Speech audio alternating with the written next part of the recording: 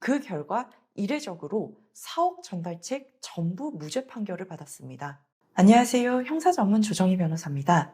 저는 법무법인 랜드로 남양주 사무소 대표 변호사로서 형사 사건을 전문적으로 다루고 있습니다. 보이스피싱 전달책으로 연루돼서 갑자기 체포되거나 재판을 받게 되는 경우 은근히 많은데요. 내가 보이스피싱 범죄라는 걸 몰랐더라도 실제로 전달책에게 무죄 판결이 나오는 경우는 드뭅니다. 그런데 제가 실제 수행했던 사건 중 4억 전달책 혐의로 의뢰인이 체포되시고 재판까지 진행됐지만 전부 무죄 판결을 받아낸 사례가 있어서 소개해드릴까 합니다.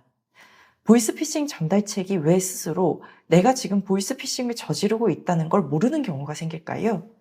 바로 보이스피싱 본부의 치밀한 전략 때문입니다. 보이스피싱 본부는 피해자들뿐만 아니라 전달책들까지 속여서 범행에 가담시킵니다. 보통 본부가 중국, 동남아 등 해외에 숨겨져 있고 여기에서 콜센터처럼 전화와 인터넷을 사용해서 범행을 주도하죠. 그런데 피해자들로부터 돈을 받아서 다시 대포 통장으로 입금시키는 작업을 누군가는 해야 되는데요. 이걸 범죄인 걸 알고도 할 사람을 찾는 건 거의 불가능할 겁니다. 그렇다 보니 본부에서는 환전소, 법무사 변호사 사무실, 은행, 추심회사 같이 현금을 받아도 이상하지 않은 회사들로 위장을 합니다. 그래서 인터넷이나 오픈 채팅에서 구인 공지를 올려서 여기에 속은 사람들이 그만 보이스피싱 전달책이 되고 마는 겁니다. 저희 의뢰인께서도 같은 경우셨는데요. 외국인이셔서 한국 물정을 잘 모르는 분이셨고 보이스피싱이 정확히 어떤 건지도 잘 모르셨다고 합니다. 우리가 가장 흔하게 알고 있는 보이스피싱은 전화해서 자기들이 알려주는 계좌로 돈을 보내게 하는 방식인데요. 그런데 그 이후로 더 진화된 수법들이 많이 있고 많은 분들이 여전히 여기까지는 잘 모르십니다. 저희 의뢰인은 원래 공사장에서 일을 하시다가 몸을 다치셔서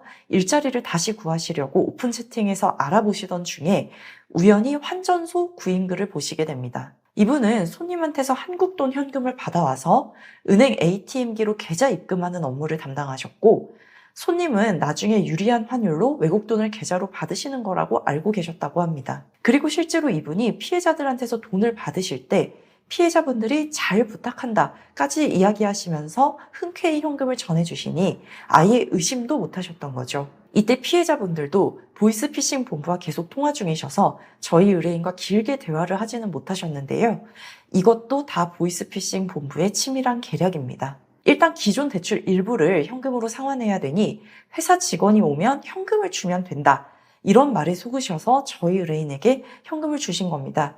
서로 완전히 다르게 알고 계시는 상황이셨던 거죠. 이렇게 보이스피싱 본부는 피해자와 전달책 양쪽을 모두 속였고 그렇게 안타깝게도 피해자들께서는 거액의 피해를 입으시게 됩니다. 문제는 저희 의뢰인 역시 한 달 동안 이렇게 현장에서 현금 수거를 하신 대가로 100만 원 정도 수당을 받으셨던 게 전부였는데 피해자분들의 신고로 본인은 영문도 모른 채 긴급 체포를 당하셔서 졸지에 교도소에 수감되신 겁니다. 검찰 조사 과정에서야 비로소 자신이 왜 보이스피싱 범행에 참여하게 된 건지 설명을 듣고 나서야 알게 되셨다고 합니다. 피해 금액이 4억 원에 달했다 보니 의뢰인분도 사실상 포기 상태에 계시다가 저를 만나시게 됐습니다. 사실 보이스피싱 전달책 사건에서 무죄 판결을 받는 건 매우 드문 일이어서요. 변호사로서도 범죄 인정하시고 선처를 구하자는 입장으로 가면 더 안전하고 부담도 적은 게 사실입니다. 그런데 이분은 제가 봐도 정말 보이스피싱인 걸 짐작도 못하셨던 게 맞았고요. 그래서 부담을 감수하고라도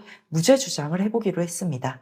기록을 꼼꼼하게 보다 보니 의뢰인께서 스스로 범죄에 가담 중이신 걸 알았더라면 하지 않으셨을 행동들, 대표적으로 처음 환전소에 구직할 때 본인 인적 사항이 다 드러나는 신분증 사진을 보냈고 범행 직전에 카페에 갔는데 당시 코로나 상황이라 적어야 되는 방문자 명부에 아주 정직하게 본인 이름과 연락처를 적는다든가 SNS에 본인이 현금 받으러 돌아다닌 장소들의 기념사진을 올린다든가 이런 식의 정황들이 확인이 됐습니다. 이렇게 의뢰인께서 스스로 범죄의 고의가 있었더라면 절대 하지 않았을 행동들, 그리고 일반인이라도 자신이 범행을 저지르고 있다는 걸 알기 어려웠을 사정들을 치밀하게 증명을 했고요. 그 결과 이례적으로 4억 전달책 전부 무죄 판결을 받았습니다. 검사가 항소했지만 항소심에서도 제가 잘 방어해서 마찬가지로 무죄 판결이 나왔습니다. 의뢰인께서는 이번 일을 겪으시고 본국으로 돌아가셔서 가족들과 잘 생활하고 계시고요.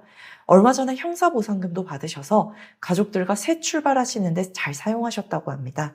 이렇게 어려운 사건에서도 포기하지 않고 끝까지 싸우다 보면 가장 좋은 결과가 나오고 의뢰인의 억울함도 풀어드릴 수 있는 순간들이 옵니다. 변호사로서도 너무 보람된 경험들입니다. 저는 보이스피싱뿐만 아니라 여러 사기 사건에서도 잘 방어해낸 경험이 많습니다. 혹시라도 보이스피싱이나 사기 혐의를 받고 계신다면 저와 상담해 보시기 바랍니다.